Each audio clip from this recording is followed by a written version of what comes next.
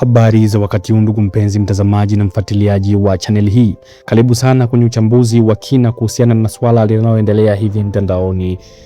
Leo tunazungumzia ripoti iliyowasilishwa leo Ikulu jijini Dar es Salaam. Mwenyekiti wa tume ya kuchunguza matukio ya uvunjifu wa amani wakati na baada ya uchaguzi mkuu wa Oktoba mwaka 2025, Jaji Mkuu mstaafu Mohamed Chande Othman. Tume imebaini kuwa baadhi ya picha na video zilizosambazwa sana mitandaoni zilionyesha ukatili na makaburi ya halaiki zilikuwa za kutengenezwa na hazikuwa na ukweli wowote. Moja ya picha iliyopata maarufu mkubwa ni ile inaonyesha maiti zilizofungwa kwenye mifuko ya bluu zikizikwa kwenye makaburi ya halaiki. Jaji Chande amesema wametumia uchunguzi wa kisayansi yani forensic na wataalamu walioidhinisha ili kubaini manipulated content yani maudhui yaliyochezeshwa na nusu ukweli. Amesema picha hiyo ya mifuko ya bluu ilitumika katika sehemu nyingi duniani kabla ya matukio ya Tanzania, hivyo haihusiani na hali halisi nchini.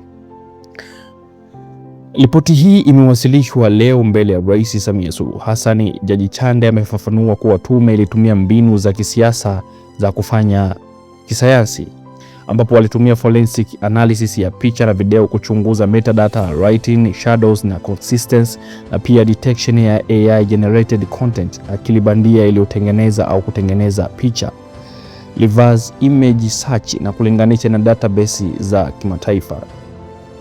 Picha maarufu ya maiti kwenye mifuko ya bluu ilikuwa recycled content, yani ilitumika katika migogoro mingine duniani kama vita au maafa mengine kabla ya Oktoba mwaka 2025. Baadhi ya video zilizoonyesha nusu ukweli, tukio halisi lilichanganywa na maudhui yaliyotengenezwa ili kuongeza hisia. Tume ilifanikiwa kutofautisha maudhui halisi na yale yaliyochezewa. Hii inakuja baada ya miezi kadhaa yenye nyongeza ya muda, yani siku 21 za mwisho ili kukamilisha uchambuzi wa ushahidi mkubwa na vielelezo vipya. Upande chanya wa ripoti. Ripoti inatoa ukweli wa kisayansi unaoweza kuchunguza chuki na tetesi zinazojengeka tangu Oktoba 2025. Pia inathibitisha kuwa si kila kitu kilichosambazwa mitandaoni ni ukweli, yani kuna disinformation iliyochochea mvutano. Pia inaimarisha imani katika taasisi za kitaifa zinazotumia teknolojia ya kisiasa. Kwa upande wa mashaka na changamoto, wengine wanaweza kuona ripoti hii kama kuficha ukweli au kupunguza uzito wa vifo vilivyotokea. Na kama vifo vingi vilivyotokea, ripoti inapaswa kuwa wazi kuhusu idadi halisi na sababu, si tu kukanusha picha moja. Disinformation ilikuwa mbili, upande wa serikali na upande wa upinzani CSOs. Ripoti inapaswa kuwa na usawa na kutoa mifano katika pande zote. Asali kwa mitandao ya kijamii, hii inakumbusha kuwa forward without checking inaweza kusababisha chuki kubwa na hata vurugu. Ripoti hii inawasilishwa wakati wa mvutano mkubwa wa kisiasa, yani kuna kesi ya Tundu Lissu, agizo la mikutano ya hadhara ya Chadema na shinikizo la kimataifa. Inatoa nafasi ya kupunguza polarization, lakini pia inaweza kuongeza mashaka ikiwa haijumuishi mapendekezo ya uwajibikaji kwa pande zote. Kutoka kwenye mitandao mbalimbali ya kijamii kama X, Instagram, Facebook na maoni ya umma hadi sasa, kuna upande unaounga mkono ripoti. Mwishowe ukweli umetoka. Watu walikuwa wakitengeneza propaganda ili kuchochea chuki. Asante tume ya Jaji Chande kwa kutumia sayansi.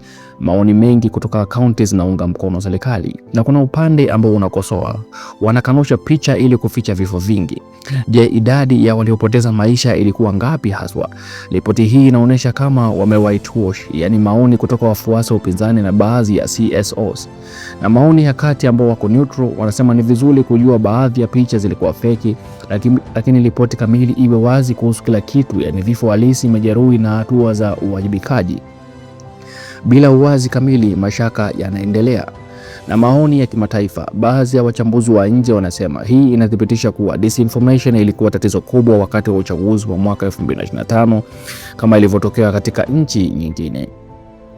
Maoni yanapambanuliwa sana kulingana na upande wa kisiasa, na hivyo kuonesha kuwa ripoti inaweza kupunguza au kuongeza polarization.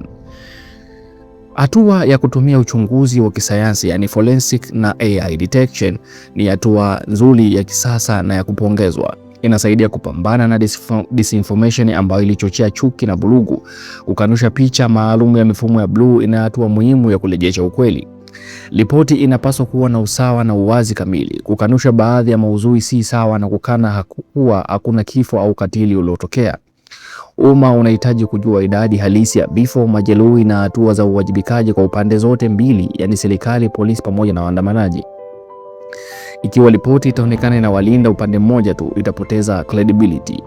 Ripoti kamili iwekwe hadharani ili umma uweze kuiona. Serikali na wadau wote watumia matokeo haya kupunguza chuki na kutoa elimu ya media ya media literacy, jinsi ya kutambua fake news. Chadema na upinzani nao wajiepushe na kusambaza maudhui yasiyothibitishwa. Hii ni fursa ya taifa kujichunguza, yani disinformation inaweza kugeuza migogoro midogo kuwa mikubwa. Mwisho wa siku, ukweli wa kisayansi ni muhimu, lakini uwajibikaji na uponyaji wa taifa ndio lengo kuu. Ripoti hii inaweza kuwa hatua ya kwanza ya uponyaji ikiwa itashughulikiwa kwa uwazi na haki. Tume ya Jaji Chande imefichua kuwa baadhi ya picha na video zilizosambazwa zilikuwa za kutengenezwa. Hii inakumbusha kuwa mitandao ya kijamii inaweza kuwa chombo cha ukweli au cha propaganda. Asanteni kwa kunisikiliza. Endelea kuwa nasi na mimi nitazidi kukuletea kila taarifa inavyozidi kutoka kulingana na ripoti hii ya Tume ya Jaji Chande. Tanzania inastahili ukweli, si propaganda. Tuwe makini na maudhui tunayosambaza na tuendelee kudai uwajibikaji kutoka pande zote. Endelea kuwa nasi, toa maoni yako kulingana na ripoti hii ya Tume ya Jaji Chande. Je, unakubaliana nayo au unapingana nayo?